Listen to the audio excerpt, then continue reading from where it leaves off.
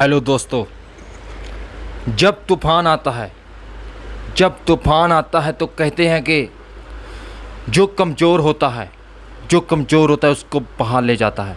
जब तूफान या अंधेरी आती है, जो मजबूत नहीं है वो उखड़ जाता है। जो पेड़ मजबूत नहीं है वो फाड़ दिए जाते हैं, वो पट जाते हैं, और जो मजबूत होता है वो बच जाता है। जो धीरज रखता है। तूफान किसकी ज़िंदगी में नहीं आता है, तूफान किसी की भी ज़िंदगी में आ सकता है। लॉकडाउन जैसे तूफान आ चुके हैं और कितनों ने तो खुदकुशी कर ली थी लॉकडाउन के अंदर। धैर्य नहीं रखा, धीरज रखने की ज़रूरत थी लेकिन नहीं रखा। अब क्या नहीं चल रहा सब कुछ? अब भी तो चल रहा है, लेकिन डोल गए, बर्दाश्त नहीं कर पाए। और धीरज अगर रखोगे, धैर्य रखोगे, तो बड़े से बड़ा तूफान आता है और चला जाता है। उसके बाद तूफान देखो, जब तूफान आता है उसके बाद क्या आता है? उसके बाद शांति हो जाती है। जब तूफान आने के बाद फिर शांति हो जाती है।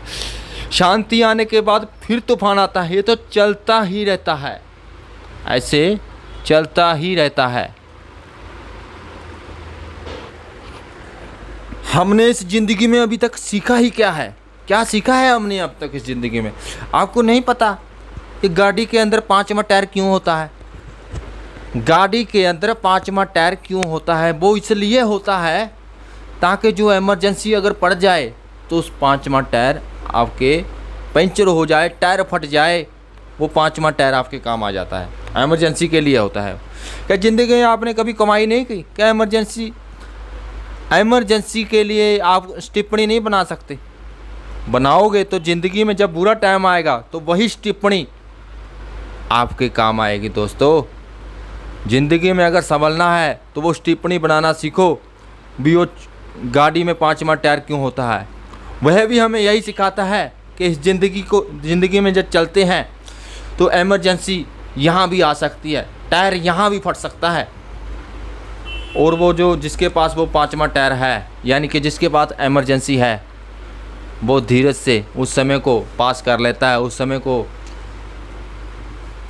एडजस्टमेंट कर लेता है उस समय की।